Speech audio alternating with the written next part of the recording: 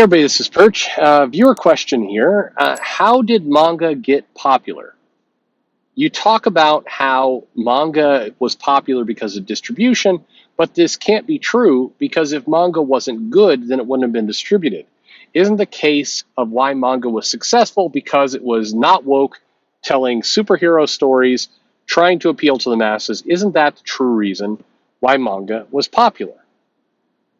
Um, I left off the niceties at the beginning and the niceties at the end. So this is, to me, this is very simple, but I think I've been explaining this wrong, or I don't know, because I've gotten a weird amount of pushback that I don't quite understand. I understand when I say things like, I don't think there's agendas in comics. I think it's more a result of incompetence. I understand why people push back on that. They have different views. They're placing the bar of incompetence at a different place. I don't know. I get why it goes against what people believe. I get all that. This part though, I don't get. So to me, the reason why manga got popular is very straightforward, and it's a combination of things. It's not one thing. And this is where I kind of question if some of the people who push back hard on this have ever run a business or been part of a business, because that's sometimes how it feels. Look, manga first of all, manga's tried a few times in the U.S. And it's not that it failed. Well, it did. It crashed pretty hard back around, I don't know, in the late 90s or mid 90s. It flopped pretty big. And then it flopped again in the early 2000s. But it kind of learned its lesson, which was if you're going to create a strong business, if you're going to create an anchor for yourself, then what you need to do is take it by steps. And so manga very successfully took it by steps. The steps are they, came into, basically the new distributors, Viz, others. They came into the U.S. They established a new place for manga to be found. They didn't go to the direct market. They basically found new places where manga could be popular, and they did that. They went in and they created some distribution agreements. They got some books out. Not a lot of books, just a couple. And they really put their best foot forward, saying, we think that these titles are localized the best, have relatively reasonable kind of American topics in them, meaning people in the West could understand what was going on. They weren't too culturally heavy. And we're going to have a, kind of classic mix of relatively straightforward to follow storyline, big cliffhanger hooks that got people interested in buying the next volume, a little bit of fan service. They just kind of picked and chose, and they got kind of the best possible content. But what happened was they worked very hard to establish a good relationship first with distribution. This was pretty critical, pretty important. The reason why it was so important was that if they didn't establish that, if they didn't have that good distribution, then no matter how good the comics are, no matter how good what they put in place was, it wouldn't have been successful. They would have struggled with getting people to actually find the content. It's not enough to make the good content. You actually have to get it someplace where people can find it. So you can play kind of chicken the egg, which one goes first. Well, I think as manga has successfully proven, you got to get the distribution plan down first, or at least early. Doesn't mean you have to execute all of it, but it does mean you have to have a plan. So what happened was manga got a couple titles into some of the big blockchain stores, places like Barnes & Noble, places like, they didn't have Target yet, but they got a couple of the Borders back when it was still a thing. They got some manga there. And what it did was they put the title, they made sure it was accessible, they made sure the entry was very, very easy. They made sure that the pricing was low, they did some returnability, I remember, on a couple titles. They basically set it up so that it was very, very easy for people to come in, try some titles, and then, either it worked or it didn't work. That was the plan. So once they did that, then they continued to preface really strong manga that they believed would sell well in the U.S. And this is a piece that too many people are indexing hardest on. They say, there's manga only does things that people like. Manga only does, and to be fair, not everyone is saying this, but a couple people are. Manga is not woke, therefore it's perfect. Well, the reality is there's plenty of manga out there that people would identify as woke. The bar, look, and you got to be honest with yourselves. Seriously, are there LGBTQ content manga out there? You bet your ass there is. There's tons of it. Is there stuff that preferences kind of social type of topics? Of course there is. The major difference is the manga that they chose to be what they call the tip of the spear, meaning the stuff that they really wanted to push in foreign markets. They deliberately chose things that were mass market appeal. Very similar, by the way, to what the MCU does. Now, I know some of you may not like the MCU, but the one thing you can say about Marvel's movies is they are built for the mass audiences. They're built for normies. To a large extent, manga went with the same play. My Hero Academia, as a title, was an extremely good mass market title. It was easy to understand, had some hero stuff, had some fan service. It had clear villains. It had a clear mission. The volumes were carefully planned so that they would kind of naturally lead into the next volume. I mean, it was an extremely easy to put out book. That's why they did what they did, and it was very successful. I mean, My Hero Academia was built to capture the mass audience. Once it captured the mass audience, it then immediately worked to figure out the next 5 titles that could go into the market. If you look at how things like Demon Slayer came in, My Hero Academia came first into the US. It paved the way for the style, the animation, the storytelling, kind of the general premise of the book. And then something like Demon Slayer, which arguably would appeal to a slightly smaller group if done in the wrong order. But Demon Slayer was massively successful because the distribution was there. People knew where they could go buy it. And the interesting thing about manga is as soon as kind of the distribution anchor was made, books are sold there, they immediately started pushing, and I know any retailer will tell you this, they immediately started pushing why others should jump in on manga using the sales of the title that was doing very well. Now, by the way, if you're listening to this right now, you probably have kind of one of 2 reactions. The reaction is, number one is no shit, because that's how basic business works, and in which case you are right. Or the reaction number 2 is, no, that's not true. It's successful because it's non-woke. And that group, seriously, stop being, God damn it, people drive me insane. Yes, the storylines and the content that was brought over here steered away from politics. It did that because it was trying to avoid, being a niche product, which is good business. That is smart. You could turn around and point to some of what goes on in Western comics and say, look, they're trying to appeal to 15% of the buying population. That's a dumb move. Exactly. That is a dumb move. What's going on with manga is they intentionally went the other direction. They brought over the material that was going to have the biggest possible reach, and they sold it.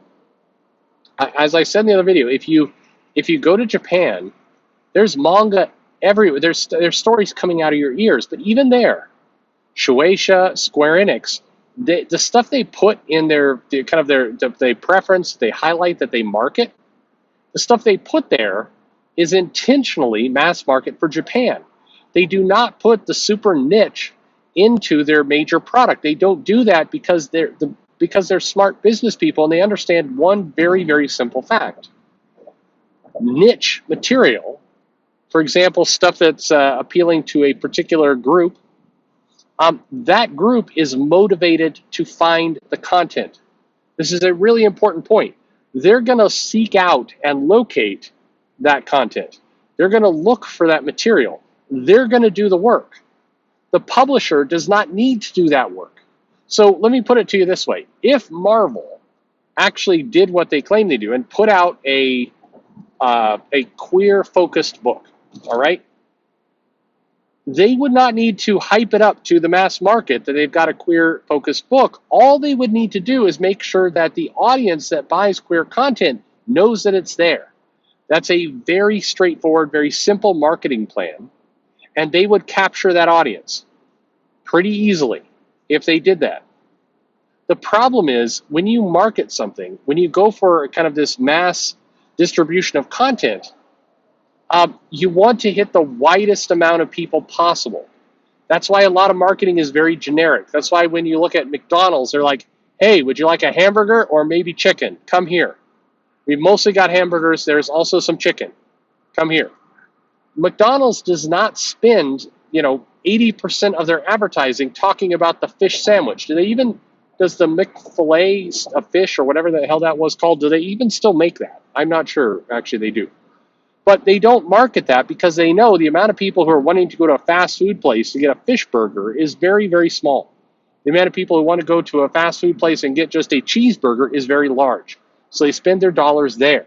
That's basic marketing sense. And that is a lot of what Manga did to be successful in the US. They've got some content. They believe it would appeal to the mass market. They found distribution so they could have lots of places to sell it. They went to their limit. Once they got it there, they pimped the shit out of it. They got the sales. They then took those sales to the next distribution center and said, look, we're making great sales, and Target, this is why you want to carry it. And Target's like, yeah, that's a good argument. We will carry it. And so they do. And now the bubble expands. So it's this back and forth of put out content that appeals to the mass market, get distribution so that content gets to as many places as possible, make money, take the stats, the data, the figures from making all that money, turn it around, and then find more distribution so your audience is even bigger. Meanwhile, market to your strength. That's what they did. It's not that complicated. It's actually not tied up in politics, except the company deliberately did not decide to say, hey, let's go all in on politics. Here's the funny part, and this is a stone cold fact. Manga, Japan, produces far more LGBTQ content than the US does. A lot more. When Pride Month rolls around, do you notice that the manga publishers, Shueisha and others, they do not, do a little parade for the fact that they have some Pride comics? They don't do it. Why don't they do it? Well, for one simple reason.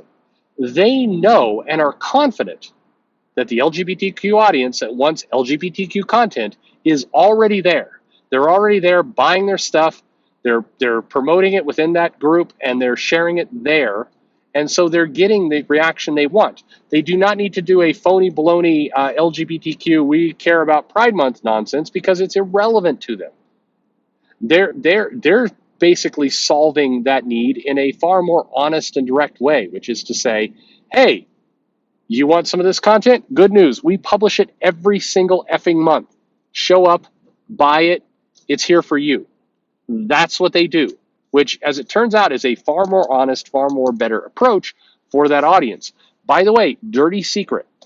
If you're talking about the that audience of people who buy comics, guess what? They're buying more manga than Western comics. Why? Because there's something for them every month. In fact, a lot of things for them every month.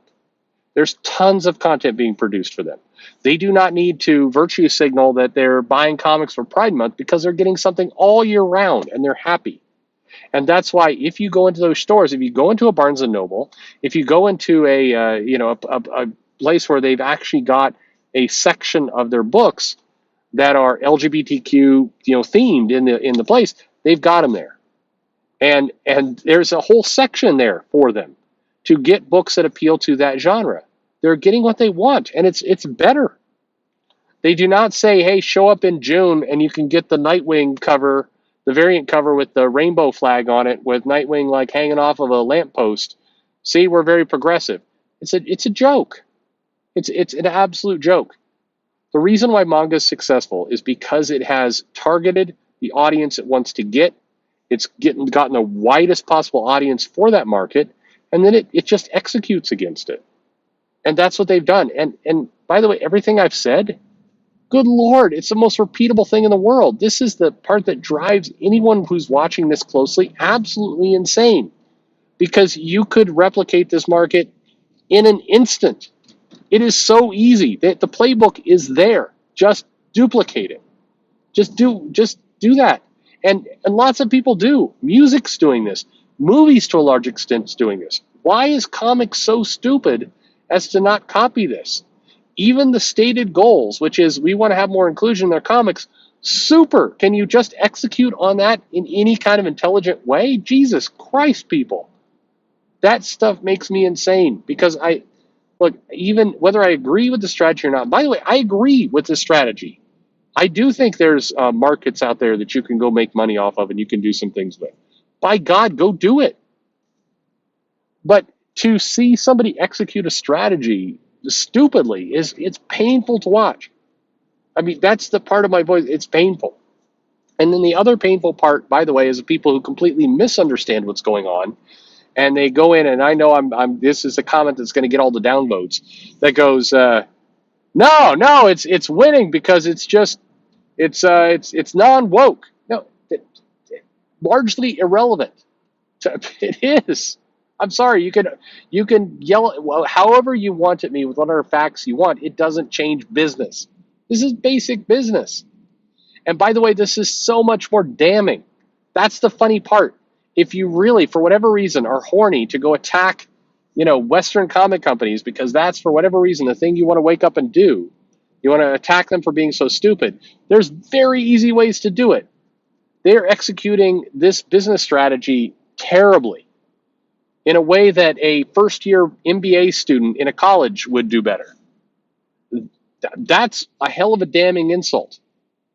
But no, we have to go for the most complex thing in the world. Anyway, that's why manga is successful, and I'm done with this topic for a while. I've talked enough about it, so there you go. None of this is that hard. None of it. All right. Thanks for listening.